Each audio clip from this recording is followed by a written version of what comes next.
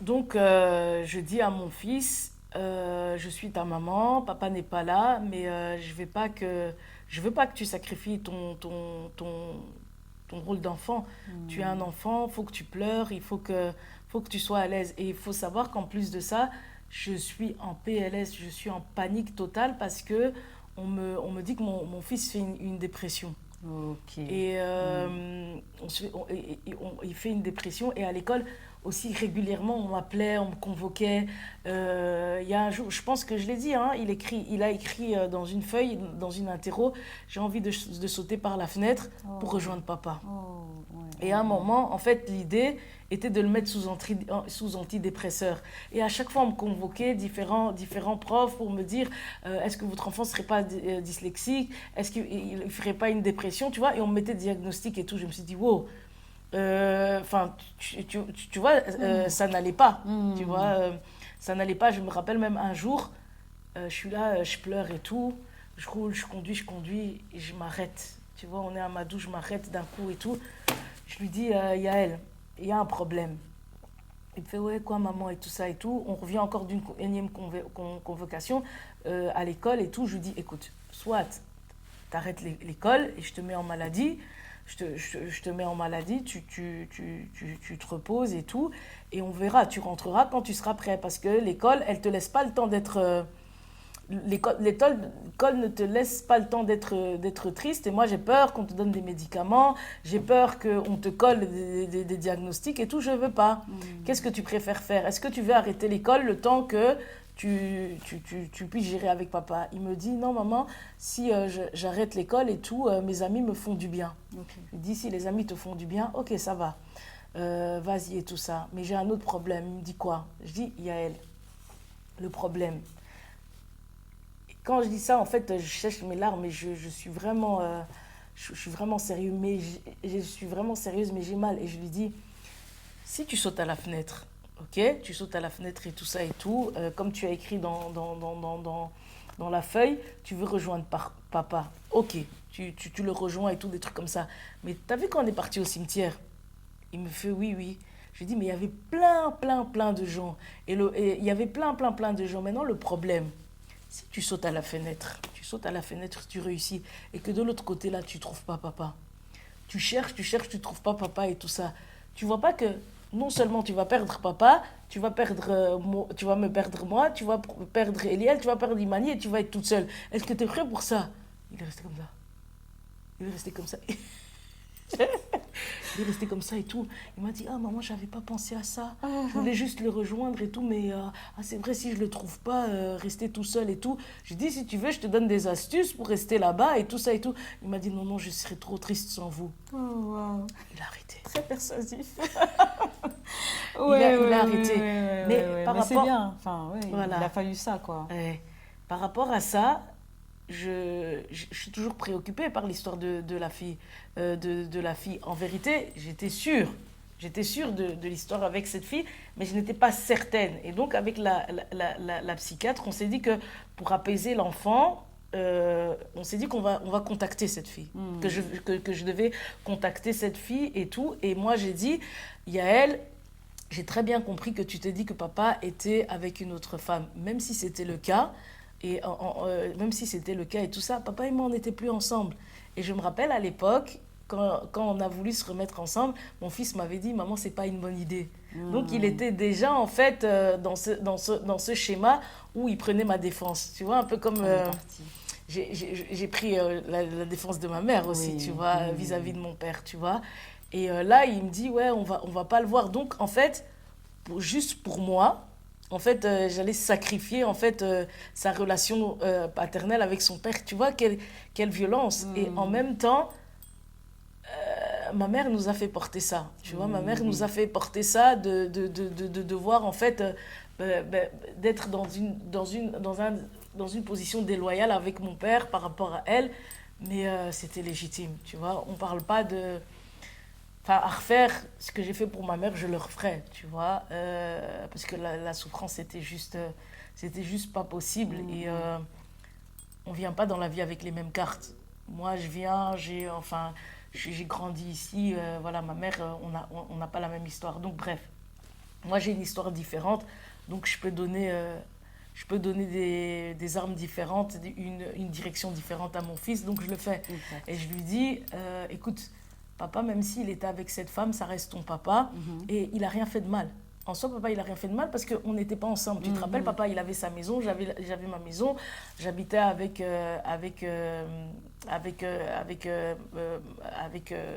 tantine un tel, on l'appelle Madame X. Et donc voilà, je lui explique. Donc, papa, il n'a rien fait de mal et ça reste ton papa. Tu ne peux pas rentrer dans nos affaires. Ok, j'ai pas menti. C'est bien ça. Tu peux pas rentrer dans nos affaires. Ça reste ton papa et peu importe ce qu'il fait. Et donc, on va continuer à aller au cimetière et sache que ton papa, je l'aime toujours. Je l'aime toujours et ce qu'il a fait, il m'a pas fait du mal parce qu'il n'était pas avec maman. Après, il m'a dit, ah d'accord, ça va. Et j'ai dit, et plus jamais tu permets qu'une situation puisse aller à ce que tu te dises que tu vas couper avec ton père. Tu peux pas faire ça. Et donc, qu'est-ce que j'ai fait? J'ai téléphoné cette fille qui a été super gentille. Elle a été super gentille, on a échangé, on a rigolé ensemble, mais tu sais bien, moi je suis curieuse. J'ai cherché à savoir des détails. En fait, on est resté, on s'est attardé et tout ça. Mais de temps en temps, je lui demandais. On a parlé sur plusieurs jours, tu vois. J'ai posé des questions et des questions. Elle m'a dit quand leur relation a commencé. Elle m'a donné des détails sur leur relation. Maintenant, le problème, c'est que comme moi, comme la situation, le problème, je suis toujours curieuse. Quand elle m'a dit ça, bien sûr que ça m'a fait mal. Ça m'a abattu, ça m'a mis down. Mais entre-temps, je lui demandais, le plus important, c'est mon fils. Est-ce que tu veux bien le voir? Et rien que le fait, en fait, qu'on se voie ensemble, tu vois, c'est pour le permettre de bien faire son deuil. Elle m'a dit, ouais, pour les enfants, je serais prête à tout faire. Dis-moi comment on fait et tout, tu vois. Et en fait, j'ai trouvé ça honorable, son geste, tu vois. J'ai eu affaire, faut pas le mentir, j'ai eu affaire à une belle personne, une fille posée, intelligente, ultra sage. Et je le voyais aussi à l'époque, quand elle revenait avec les enfants disaient, on a fait des crêpes, pyjamas et tout. Enfin, je voyais qu'elle avait acheté des pyjamas et tout. Et sincèrement, si Fabrice devait finir avec elle, j'étais rassurée. Et je lui ai dit, j'aurais été rassurée, tu vois. Et encore plus quand j'ai parlé avec elle. Je lui ai dit, ah... Et en fait, quand elle me raconte leur histoire, ils sont aussi dans une relation où il y a de la chamaillerie. Et elle m'a raconté aussi qu'il y a eu une altercation où Fabrice aussi a eu à la brutaliser. Et en fait, ça m'a fait un effet miroir. J'ai dit, mais en fait, votre relation, ça me fait penser à notre relation plus jeune. Okay. Tu vois? Et tu as aussi affaire à une fille posée et tout ça et tout. J'ai dit, sincèrement, tu aurais été la belle-mère et tout. Je serais rassurée et tu me rassures encore plus. Maintenant, le temps passe. J'ai dit, écoute, peut-être pour voir le petit, c'est peut-être compliqué pour toi, mais est-ce que tu peux au moins le parler? Les jours passent, elle ne fait rien. Entre-temps, il y a la difficulté qui se pose là. Et puis elle m'appelle, elle me dit, ouais, t'es une menteuse, en fait, je sais pas ce que t'as avec moi, peut-être tu fais une fixation sur moi et tout ça, et pour le petit, en fait, tu mens. Moi, je tombe de haut, tu vois. Ah ouais. Je dis qu'est-ce que j'aurais à gagner et tout, des trucs comme ça. Et en fait, sachant qu'elle ne parlerait pas au petit, et parce qu'il avait demandé aussi à la parler et tout, sachant qu'elle ne parlait pas au petit, j'ai été prise de court, ça m'a choquée, je l'ai insultée. Et je lui ai dit, ouais, d'ailleurs, quand je vais te voir, tu verras et tout, des trucs comme ça. Bref, moi, je suis comme ça. Après, je réfléchis, je me pose, je lui écris un message, je lui dis, je suis vraiment désolée. Elle ne m'a jamais répondu, à juste titre, dans la mesure où je l'ai mal parlé et je l'ai menacée. Elle qui a pris son temps de m'expliquer les choses et tout. Franchement, la fille, rien à dire. La femme en question, rien à dire et tout. Et donc, elle ne m'a pas appelée. Et qu'est-ce qui s'est passé? C'est que elle a ramené la situation. Elle a téléphoné les tantes de Fabrice, elle a téléphoné les oncles, toute la famille était au courant. Okay. Et un jour, en fait, la tante qui m'a dit pourquoi j'ai rendu les clés, elle m'appelle, elle me dit, ouais, elle m'appelle de l'Espagne, elle me dit, ouais, pourquoi t'es partie parler à cette fille, t'es en train d'abîmer mes relations. Ah ouais. Abîmer tes relations. Oh. Je fais comment ça abîmer les relations et tout. En plus, tu as dit que tu vas appeler tes frères de la porte de Namur et tout ça et tout. Bon, tu vois, pourquoi tu fais des choses comme ça et tout et tout. Et elle me dit, c'est mes relations, faut pas les abîmer. Oh, wow. C'est mes relations, faut pas les abîmer. Tout, je dis, mais Tantine, t'avais pas dit que tu la connaissais pas. Bref, je sais plus ce qui s'est passé et tout ça et tout. Bon, moi, je sais ça sur le tas. Entre-temps, il y avait l'oncle de Fabrice avec qui, en fait, on était en froid, dans le sens où on ne se parlait pas, parce qu'il y avait eu... il y avait eu le moment où je m'étais mise de côté après le deuil, je répondais plus à personne et on s'était clashé parce que on s'était clashé avec l'oncle parce que à un moment il avait dit on verra comment comment Cynthia elle va faire maintenant que comment elle va faire avec les enfants maintenant que Fabrice n'est plus là, tu vois. Maintenant on va voir comment elle va faire, tu vois. Et je dis oui tonton il paraît que tu as dit ça et tout ça, je l'ai entendu de ta propre fille et tout. Bref et à un moment j'ai dit ok et en plus je veux plus vous répondre. À un moment, j'ai fait un hommage pour Fabrice et donc j'ai fait tout pour aller reparler. Enfin, j'ai pas fait tout, mais ma mère m'a envoyé, elle m'a dit tu dois aller demander pardon à l'oncle et tout, des trucs comme ça. Ce que j'ai fait, j'ai demandé pardon, on s'est réunis et tout ça. Deuxième truc, pendant qu'on se réunit, il dit ah oui, et le truc que j'ai pas aimé, c'est que Cynthia, elle a été parler à la fille. Deuxième, Personne qui la connaissait aussi. deuxième truc, tu vois.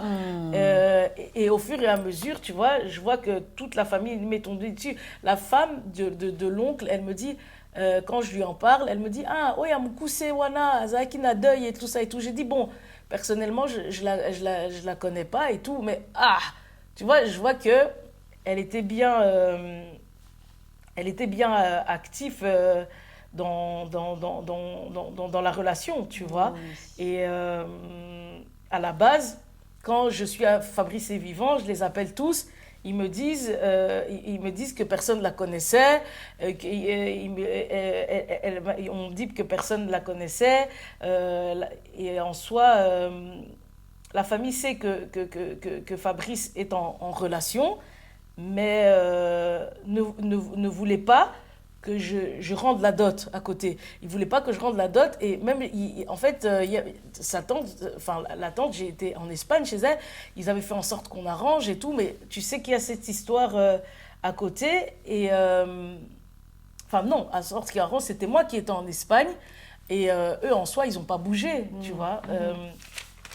Ils ont pas bougé et donc ça c'est une chose. Maintenant de mon côté, en plus de ça, je me rappelle que mon frère m'avait dit que c'était une fille avec qui il avait étudié. Elle était dans la même classe que mon petit frère. Ok. Elle était dans la même classe qu'un de mes petits frères. Et Fabrice m'a... et le jour où j'ai menacé, elle a prévenu encore un autre de mes frères. Okay. Elle a prévenu un autre de mes frères. Et figure-toi que ce frère-là, il s'est clashé avec mon autre frère pour dire ouais, pourquoi t'es parti défendre Cynthia, pourquoi t'as... Parce que mon frère, mon petit frère avec qui ils étaient dans la même classe, l'avait envoyé un message pour dire ouais, pourquoi tu rentres dans les rêves de mon neveu, sale sorcière et tout, bref. Et puis mon frère en question, il va se disputer avec mon autre frère, il dit ouais, pourquoi tu rentres par rapport à elle et tout ça, il commence à s'énerver. Je trouve ça étrange, tu vois. Donc là, il te dit pourquoi toi tu rentres par rapport à... Non, il dit ça à mon autre frère. Pourquoi tu as défendu Cynthia? Là, d'accord. Pourquoi tu as défendu Cynthia et tout ça? Pourquoi tu rentres dans les affaires en prenant parti pour cette femme-là? Je me dis, je rêve éveillé, tu vois, une dinguerie, tu vois. Entre-temps, moi, je suis quelqu'un de correct. Cette personne, elle a été correcte avec moi. Je me suis dit, écoute, elle a été correcte avec toi, tu te dois d'aller demander pardon. Je lui ai écrit un SMS, je lui ai dit, excuse-moi, de toute façon... En soi, j'ai parlé... En fait, c'était des paroles qui dépassaient ma pensée parce que j'avais peur pour mon fils. Sincèrement, tu as été super respectueuse avec moi et tout. Franchement, je suis désolée. Je suis vraiment désolée. Elle ne m'a jamais répondu, ce que je comprends. Mais voilà, j'ai demandé pardon. Au moment où je demande pardon, et je lui dis... au moment où je demande pardon, mon frère et tout qui demande une réunion de famille avec les enfants de ma mère. Et là, c'est quel frère qui demande? Celui qui avait pris parti pour la fille. Ok. Et il y a eu donc cette réunion il y a eu cette réunion de famille et tout ça et tout. Et pendant ce temps-là, il y a eu en fait des clashs entre eux et tout. Et cette période-là, tu vois, j'ai commencé même à voir, tu vois, les enfants de ma mère assez étranges, tu vois. Et assez étranges. Et je me rappelle que même le jour du procès, il y avait une de mes sœurs, pendant le procès, elle me dit, ah, mais de toute façon et tout, la mort de Fabrice, c'était un sacrifice de bonne odeur. Elle te sort des trucs comme ça. Ouais, Tu vois, tu te rappelles des trucs comme ça. Ou même des fois, même le jour de la réunion, là, ta soeur qui dit, moi, vous savez pas, des fois, je peux descendre en bas, là, j'ai vu le roi Léopold et tout, des trucs comme ça. T'as mon autre frère qui insulte l'autre soeur qui dit, oui, toi, t'es une pute, tu fais des trucs comme ça et tout. Bon, bref, c'était un bordel intégral. Et moi, j'étais là, j'assistais, je regardais. Et puis, il sortait encore d'autres histoires qu'un autre frère avait fait, des conneries comme ça. Et je me dis où je suis, tu vois. Et j'ai eu mal, tu vois. J'ai eu mal. Ouais. Et tu te rends compte que cette femme connaît les deux familles et ça va encore plus loin. Fabrice m'avait dit que cette femme travaillait avec... tu te rappelles ma soeur qui avait été intronisée pasteur à ma date d'anniversaire? Oui. Ils travaillaient au même endroit. Ah ouais, ok. Tu vois. Donc oui, en Et fait, tout le monde la connaît. en même temps... Moi qui, au départ, j'associe les cauchemars de mon fils par rapport au fait qu'il comprend qu'il y a une maîtresse, est-ce que c'est vraiment la vraie raison? Fanny, le monde est violent. Oui, tout à Donc, fait. et j'ai envie de dire, est-ce que la présence de cette fille dans la vie de Fabrice était calculée et orchestrée par les deux familles? Oui. Oui, c'est ça. Tu vois, sur Netflix, il y a un film, ça s'appelle Mon amie Adèle. Et en fait, dans le film, je ne sais pas si tu as remarqué, il y a une femme qui va avoir une relation avec son patron. Ok. Et avec son patron. Et qu'est-ce qui va se passer? C'est que quand elle aura la relation avec son patron, la femme du patron en question,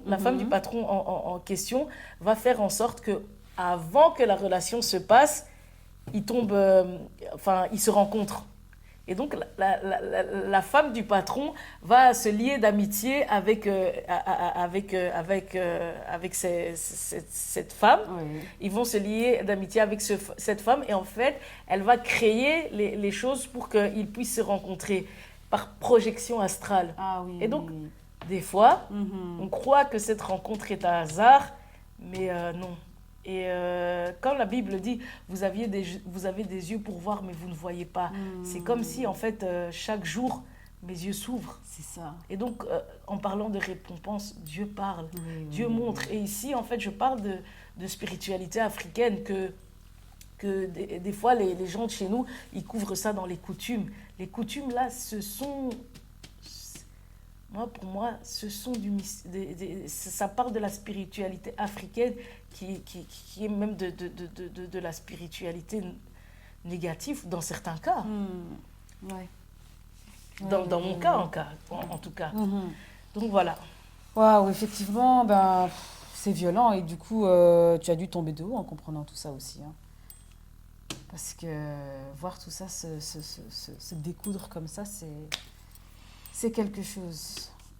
Et j'ai envie même de dire que si je suis debout aujourd'hui, c'est vraiment que Dieu existe, c'est vraiment une grâce. Parce que tout le sale que cet entourage m'a fait, voici, je vous envoie comme des brebis. Tu connais cette phrase? Au milieu des loups. Ah ouais. Ouais. Et des fois, on dit que... Quand on dit que vous aurez pour ennemi les propres membres de votre famille, c'est une réalité. Oui, c'est ça, et tu sais, on dit le diable se déguise en ange de lumière. En vérité, le déguisement, tu sais, c'est quoi? Le déguisement, pourquoi le diable peut se déguiser? Parce qu'en fait, le déguisement, c'est nos proches. En fait, c'est grâce au terme famille, amis, collègues, que on se dit qu'en fait, tu ne vas jamais penser que c'est ces personnes qui te veulent du mal. C'est juste ça, en fait, qui donne de la force au déguisement de Satan. Parce qu'on appelle tous ces membres en famille et tout ça. Et qui ose regarder? Personne. C'est ça. Et donc, aujourd'hui, c'est comme si Dieu me donne cette force, en fait, d'ouvrir les yeux. Oui, tout à fait. Ce qui, sans lui, ça aurait été impossible. Oui, exact. Et juste encore une question. Du coup, la femme n'a pas parlé à ton fils. Est-ce que ces cauchemars se sont arrêtés au final ou... En fait, elle n'a pas parlé à mon fils. Et quand j'ai mis l'éclair, on est parti aussi au cimetière, on en a discuté. Je lui ai dit, tu peux dire à papa que tu es fâché, que ça t'a pas plu. Mais encore une fois, il faut aussi que tu comprennes que c'est pas ton problème. Et je voudrais que tu lui dises aussi. Et que tu lui dises que voilà, j'espère que voilà, que tu lui dises que tu as voulu renoncer à leur lien juste pour moi. T'as pas à choisir entre les deux et tout ça. Essaye d'y penser. Si tu as envie de le faire, tu le fais. Si tu le fais pas, c'est toi. Et il l'a fait, on a fait ça. Les cauchemars ne sont plus revenus. La parole a une puissance. Yes. Super. La parole a une puissance. Super. En gros, il voulait que Fabrice reste avec cette femme et que toi, tu restes séparé, mais toujours doté en fait. Exactement, exactement. C'est exactement ça. Et le discours que, soi-disant, quand il y a les enfants, on ne remet pas la dot, ce qui est étrange, quand je l'ai remise, c'est comme si les chaînes sont tombées pour nous deux. C'est comme si les chaînes sont tombées pour nous deux et on s'est remis ensemble ouvertement, tu vois. Et c'est grâce à cette femme en soi et c'est aussi grâce à elle que j'ai découvert pour la famille. Tu vois, j'ai découvert pour la famille. Tu ris avec eux sans savoir. Tu ris avec eux sans savoir. Et cette histoire de dot, jusqu'aujourd'hui, ça dérange. Hein. Jusqu'aujourd'hui, ça dérange, alors qu'il est mort dans les membres de ma famille. Et même la nièce de mon père en question, qui revient avec ça, son oncle, comme je t'ai dit, après sa mort, il était ultra fâché par rapport à ça. Mais un jour, il nous a invités au Quick avec les enfants, toujours après la mort de Fabrice. Et là, il a commencé à me dire que le père de Fabrice était un sorcier, que c'était lui qui... qu'à la base, avant le décès de Fabrice, lui-même, il se sentait oppressé, que lui aussi, il sentait qu'il allait mourir et il sentait de mauvais présages par rapport à Fabrice. Je ne sais pas si au Congo, il y a un homme de Dieu qui avait prophétisé et il a cherché à parler à Fabrice, mais à chaque fois, ils se sont ratés. Et à chaque fois, il disait à Fabrice, appelle-moi et tout ça. Et voilà, et il me dira aussi que... Et tu sais que quand Fabrice a été brûlé, juste après, l'argent du papa s'est dilapidé. Il me dit, juste après, l'argent du papa s'est dilapidé. Entre-temps, l'argent du papa s'est dilapidé, mais Fabrice va vivre dans la famille de sa mère.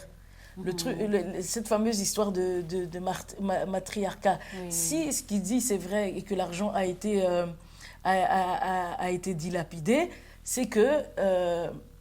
en fait, ce côté de vengeance du côté de la femme a payé, tu vois. C'est vraiment maintenant, je ne sais pas si cet enfant qui faisait cette richesse, maintenant, c'est nous qui allons, qui allons en profiter parce que cet oncle-là aussi, c'est derrière la brûlure de Fabrice qu'il a eu les papiers, que l'autre tante est venue. Lui-même, par rapport à ça, il a pu faire venir d'autres personnes. Donc, tu vois comment cet accident... a été fructifiant. Et même avant sa mort, toutes les personnes qu'il a fait venir. Donc voilà. Et l'oncle qui te parle, c'est l'oncle du côté de sa mère ou du côté de son père du coup? De sa mère. Ah oui, aussi oui. Du côté de sa mère. Chez qui il a vécu, tu vois. Okay. Chez qui il a vécu. Et donc, il me dit tout ça et il ajoute aussi, tu vois, la tante qui m'a dit de ne pas donner les clés, il me dit aussi que c'est une sorcière, tu vois. Okay. Tu me dis tout ça, pourquoi? Tu vois, tu me dis tout ça, pourquoi et en me disant qu'ils voulaient prévenir Fabrice, mais ils se sont ratés. Tu vois, plein de choses négatives. Et bref, en gros, là où à 9 ans, chez son oncle, en remettant moi la dot à son papa biologique, je comprends que on se remet ensemble, mais j'ai envie de relier ça au fait que j'ai compris que j'ai changé un décret. Oui. Un décret spirituel. Là où, en fait, certainement que voilà, sa conception a été liée à un décret et à 9 ans, il a dû retourner dans le matriarcat où les esprits l'appellent. Moi, en fait, en remettant cette dot, je change un décret et c'est comme si, symboliquement, je remets le fils à son père. Ok. Et moi, qu'est-ce que j'ai fait? Je remets le fils à son père, donc j'annule le matriarcat où il était, tu te rappelles, enfin ça je vais venir après, à l'église où on m'a dit qu'il était l'esclave de sa famille, Oui, oui, oui. de sa famille maternelle, et on se remet ensemble. Il y a quelque chose qui a dû bouger dans ce sens. Oui, oui, Qu'est-ce que moi je fais? Comme il ne faut pas s'appuyer sur les hommes, moi je dis, et j'ai fait cette prière. La dot a ramené le fils vers le père. Le fils vers le père, le fils vers le père pour Seigneur, pour moi Seigneur, j'ai fait cette prière, pour moi Seigneur, le père c'est toi. Et Fabrice est ton fils. Le fait Fabrice est ton fils, donc réponds-moi à la raison du pourquoi sa mort, tu vois. Tu sais, Dieu me répond chaque jour. Et même le pire dans tout ça, et il y a d'autres réponses que je donnerai au fur et à mesure où je vais finir ce témoignage. Mais tu vois, cette réaction, c'est un peu... Tu connais l'histoire de Moïse, où à un moment, Dieu veut tuer Moïse. Dieu veut tuer Moïse et sa femme, Séphora, qu'est-ce qu'elle fait? Elle met une pierre pour le circoncire. Le sang coule. Oui, oui, oui, le sang vois. coule et Dieu ne veut plus le tuer, Oui, tu oui, vois. oui, c'est sa Et femme donc, qui a défendu voilà. Moïse, Et oui. donc ici, par ce geste, tu vois, c'est un peu comme... c'est un peu ce que je fais. C'est un peu comme je fais, enfin, j'ai remis la dot. On dit, tu sais pourquoi en fait Jésus s'est donné en sacrifice? C'est pour, on dit qu'en fait, il dit qu'il nous a rachetés par son fils. Il nous a rachetés par son fils parce qu'on a été vendus au péché. La mort ici, c'est le résultat en fait du péché. On a été vendus au péché. Et donc, par ce témoignage aussi, et le fait que je rende la dot, pour moi, et j'avais prié aussi pour rendre cette dot. Hein. J'avais prié. J'avais dit, Seigneur, accompagne-moi dans tout ça et tout. Et le papa, en fait, avant de la prendre aussi, il a eu à discuter avec un pasteur qui était Moulouba pour connaître un peu nos coutumes. Il a pris l'argent et ça fait un clash avec... ça fait un clash avec les deux familles. Mais j'avais prié. Et je me rappelle qu'à l'époque, Dieu m'avait mis dans la tête que c'est comme si, en fait, il rachetait. En fait, il y avait cet effet de rachat, que c'est Dieu qui rachète vers lui. Et donc, je demande à Dieu, oui, comment ça se fait, tu vois, qu'on en vient à la mort, tu vois. Et comme Séphora, le sang ici qui est de la circoncision, comme toujours je dis, c'est le témoignage, le fait que je m'ouvre comme ça, mais Dieu répond chaque jour. C'est ça. Et on se laisse prendre, quoi. Ok. Voilà.